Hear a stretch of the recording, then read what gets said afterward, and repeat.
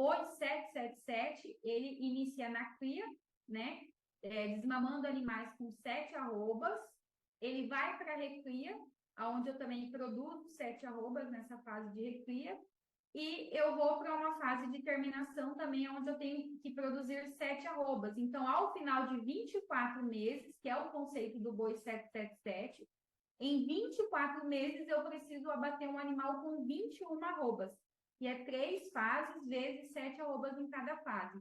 Então, o conceito boi 777 é essa. É em cada fase de produção, eu produzir 7 arrobas ao longo de 24 meses. Tá bem? Então, esse é o conceito. Então, a gente também vai ter o conceito de recria intensiva a pasto, que é o que a gente aborda aqui, que é RIP. A gente tem o conceito de recria intensiva confinada e a gente tem o conceito de sequestro, tá? E aí, eu vou abordar isso aqui com vocês. Depois, esse material ele vai ser mandado para vocês também, tá bem? Então, o que é o recria do boi 77? Eu já falei para vocês aqui, prioriza o animal, né? Diferente da RIP, que a gente prioriza o aumento de lotação. No boi 777, a gente prioriza o animal. Então, eu quero com que o meu animal ganhe 7 arrobas na cria, 7 na recria e 7 na engorda. Ao final da vida dele, ele vai ser abatido com 21 arrobas em 2 anos de idade, tá? Então, o que eu também faço, né, quando eu trabalho a teoria, né, a metodologia do boi 777? Eu reduzo em 50% o tempo de recria.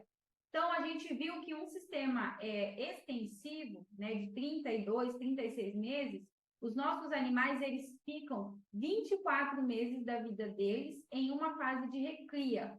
No boi 777, o que a gente faz? A gente reduz essa fase de recria para 12 a 14 meses, tá? Então, é o que a gente faz quando a gente trabalha a metodologia, né, do boi 777. No boi 777, o pasto, ele continua sendo a principal base de produção, tá? Por que o pasto é a principal base de produção, diferente dos outros conceitos de recria?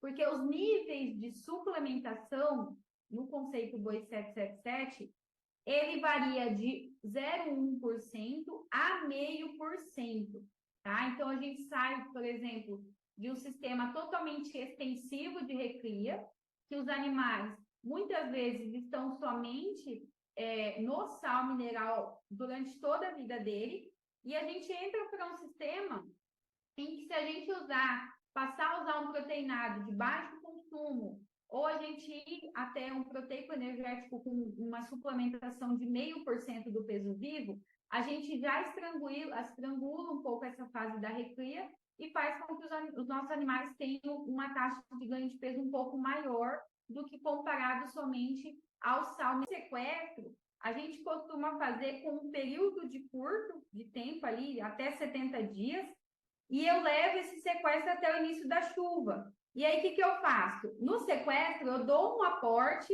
né, nutricional para esses animais no posto, porém, a maior base de nutrição no sequestro é na base de volumoso, tá? Diferente da RIP, que eu estou dando a maior base de nutrição com base em ração, em suplemento no posto. No sequestro, o principal objetivo é eu desafogar o pasto e dar um tempo maior para esse pasto recuperar para o início das chuvas, que acontece ali por volta de setembro, né? Uma transição seca-águas ali, setembro, outubro, novembro. Então, o sequestro, eu faço mais com o objetivo de tirar animais da minha área, dar um tempo de descanso para esse pasto, e eu pego esses animais e coloco no sequestro, com uma base, né, de nutrição ali, basicamente de volumoso, que seria com o objetivo de simular, né?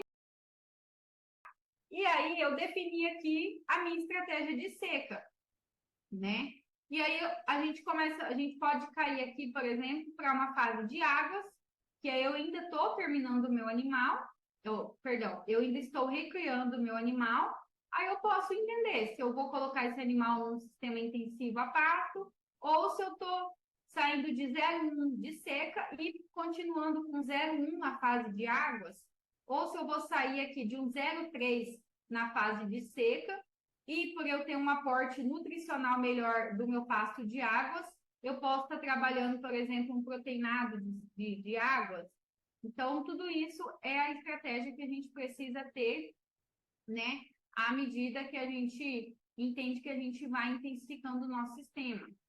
E é muito importante também a gente fazer conta ao longo da vida desse animal. Por quê?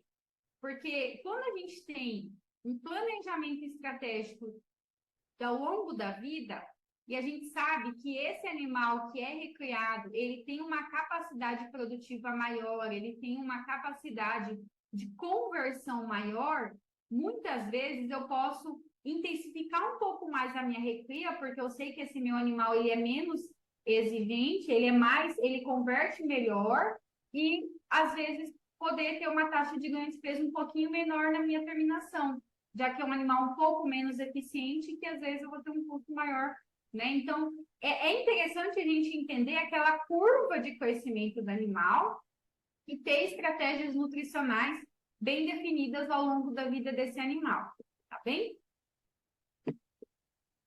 Então, o pasto, ele é a principal fonte de nutrientes. Isso aqui a gente não pode esquecer, tá? O pasto, ele sempre vai ser a principal fonte de nutrientes. Mesmo que a gente vá para um modelo de HIP, o pasto, ele vai acabar sendo a fonte ali de poder nutrir esses animais até 1,2%.